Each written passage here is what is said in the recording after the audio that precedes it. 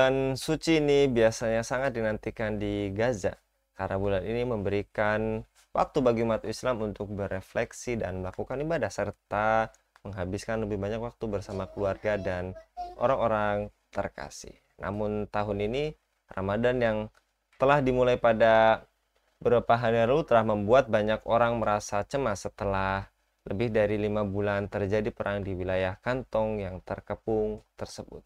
Lebih dari 30.900 warga Palestina telah tewas di Gaza sejak dimulainya perang pada 7 Oktober, sementara 70.000 orang terluka.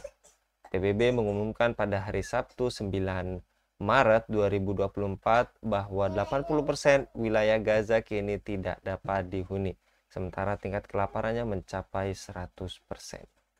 Cerita Muslim Gaza dan Uighur baru sekelumit dari potret derita banyak Muslim di dunia, bagaimana cara menyetop genosida dan kelaparan di Gaza secara efektif, bagaimana cara membebaskan umat dari keterpurukan. Untuk membahasnya kami terhubung dengan Kiai Abu Zaid dari Forum Taman. Kita sapa terlebih dahulu. Assalamualaikum warahmatullahi wabarakatuh, Pak Kiai. Waalaikumsalam warahmatullahi wabarakatuh. Kabar baik, Pak Kiai?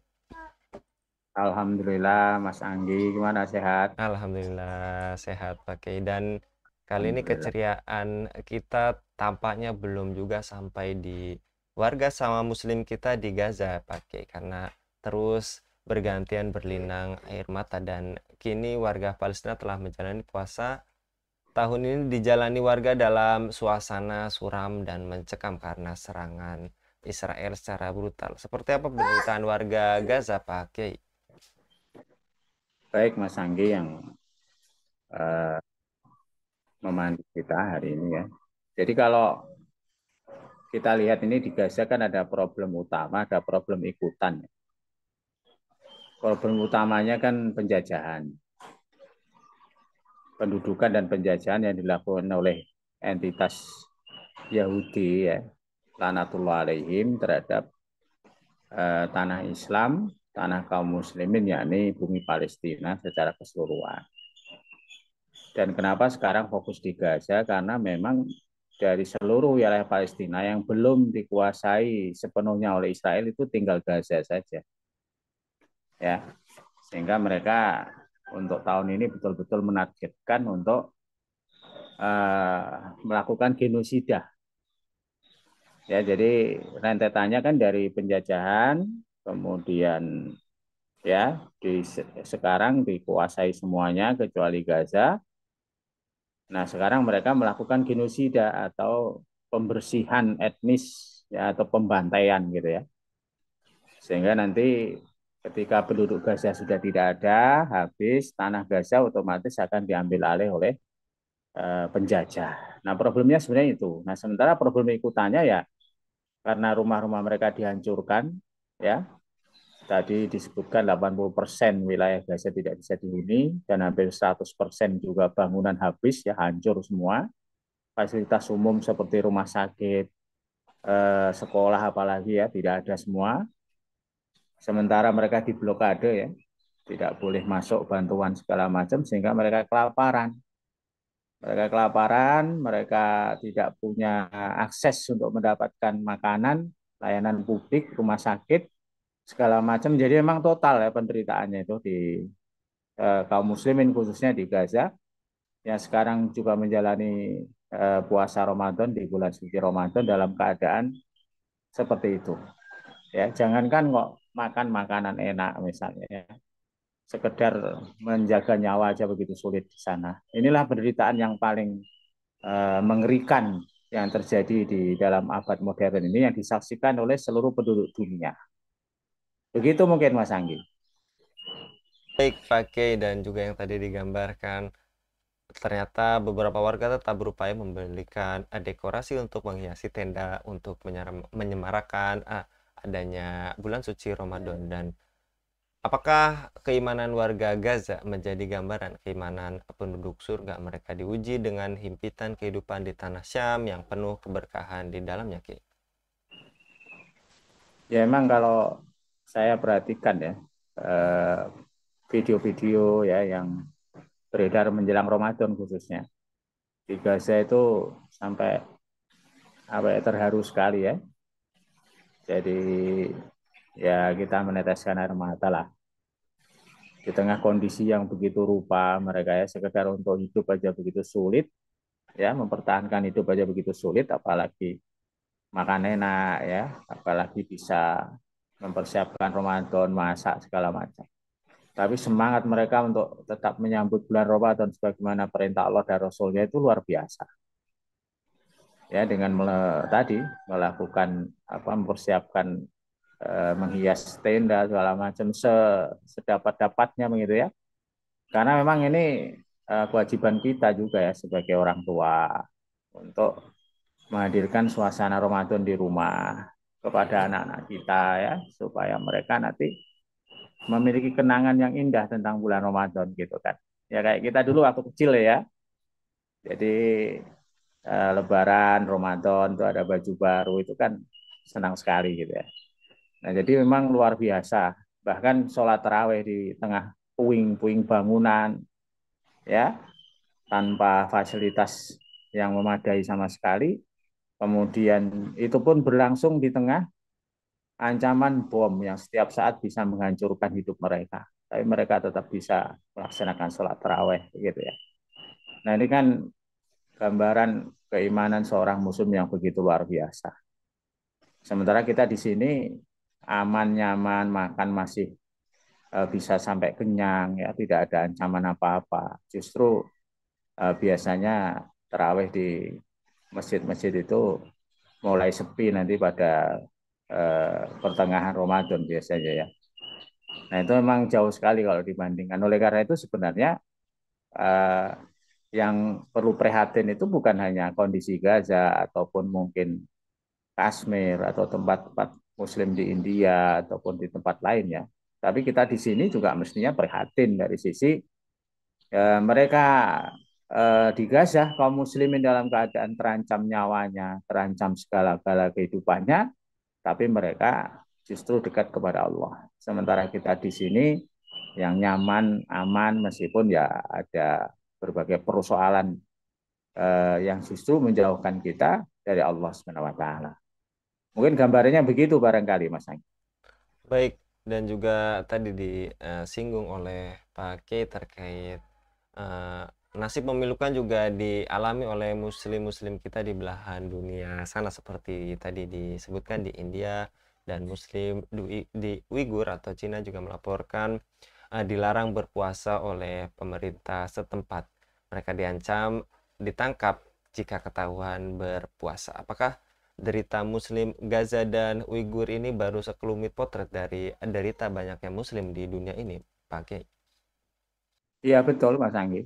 Jadi memang kalau kita lihat ya, kita perhatikan lah.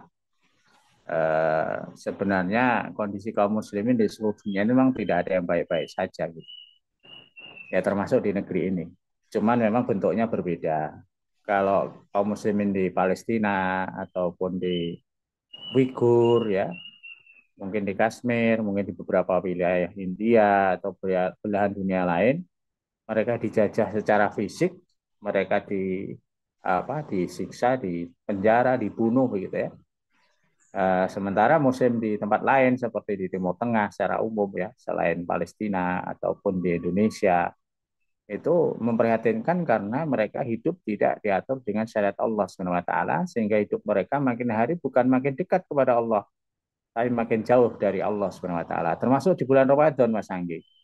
Ya, bulan Ramadan itu mestinya kan bulan ketaatan. Tapi karena kita ini hidup tidak diatur dengan syariat Islam, maka hidup kita ini dipaksa untuk seperti hidup sekuler begitu kan. Jadi berpuasa itu melaksanakan perintah Allah, tapi di sisi lain kita masih pada yang sama, pada saat yang sama menjalankan riba, ya punya tabungan di bank-bank ribawi, ya bisnis juga tidak sesyariat, ya kan, pakaian tidak menutup aurat, kemudian sebagian muslimin juga nggak puasa juga bebas, gitu ya, meskipun puasa boleh tapi nggak puasa juga bebas, gitu. Nah ini perkara-perkara yang menunjukkan bahwa hidup kita itu nggak baik-baik saja.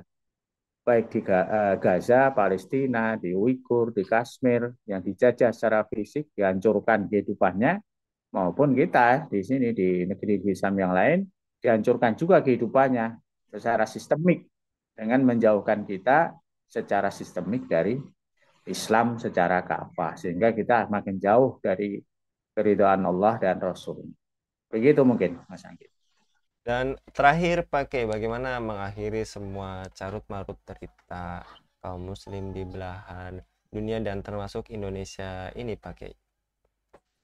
Ya, baik. Yang pertama tentu ini masalah kepedulian ya. Kalau kita itu tidak peduli, ya tentu solusi apapun tidak bisa kita lakukan. Oleh karena itu, sebagai Muslim kita itu harus peduli dengan kondisi kaum Muslimin dimanapun berada, termasuk ya kita sendiri di sini. Misalnya dengan kaum Muslimin di Gaza, ya. Karena Rasulullah SAW bersabda dalam hadis riwayat Imam Tirmizi, al Muslimu akul Muslim, ya. Jadi seorang Muslim itu adalah saudara bagi Muslim yang lain. Dia tidak boleh mengkhianati, mendustai, dan menelantarkan saudaranya. Ya, jadi ini harus kita peduli, wajib itu, karena itu konsekuensi dari keimanan kita. Kita seluruh kaum muslimin adalah bersaudara, harus saling membantu, saling menolong. Meskipun di sini sesuai kemampuan kita. Jadi kalau kita di Indonesia, karena jauh dari Gaza ya, atau jauh dari tempat-tempat kaum muslimin dijajah, ya minimal kita mendoakan ya untuk mereka selamat dan bisa dimenangkan oleh Allah. Kita kemudian jangan mendukung penjajah malah. Ya misalnya sebagai pribadi muslim selayaknya kita tidak membeli misalnya produk-produk negara penjajah yang jelas-jelas mereka menjajah kaum muslimin di berbagai negeri. Kemudian yang kedua, untuk solusi secara tuntas tentu sebagaimana problem umat Islam yang lain adalah kita ini harus merubah sistem kehidupan.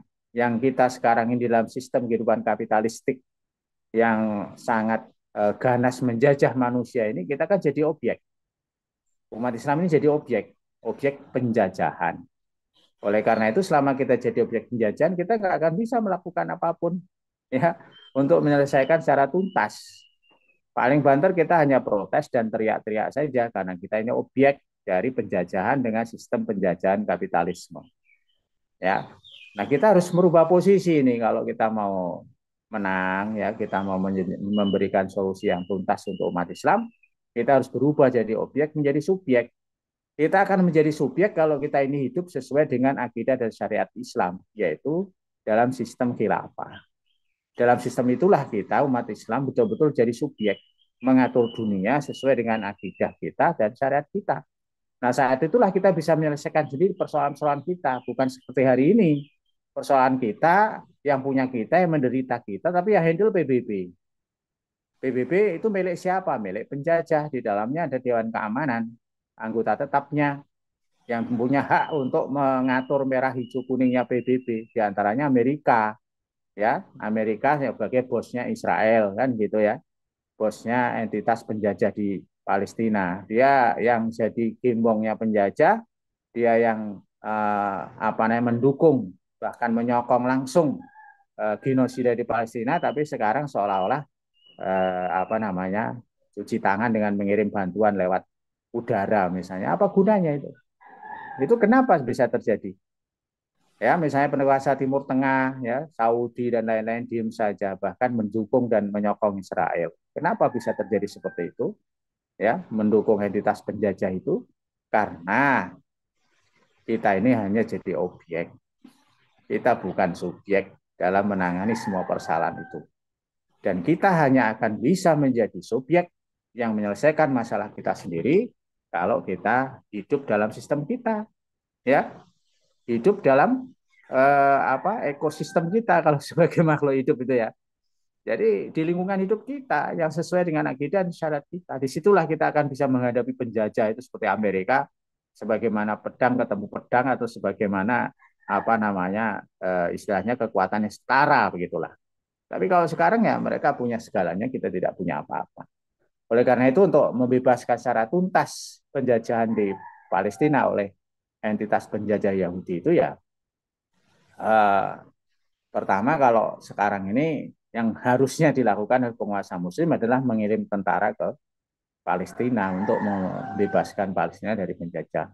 Meskipun itu sangat kecil kemungkinannya ya, selama para penguasa khususnya di Timur Tengah itu adalah antek penjajah. Yang kedua, memang ya hanya khalifah yang bisa memimpin kaum muslimin untuk berjihad untuk melenyapkan entitas penjajah di Palestina. Nah, sementara sekaligus menerapkan syariat Islam untuk menyelesaikan segala problem kehidupan yang dihadapi kaum muslimin, baik itu Palestina, Uighur, ya Kashmir, termasuk ya kita di negeri ini yang jauh dari syariat Islam. Mungkin begitu, Mas Anggi.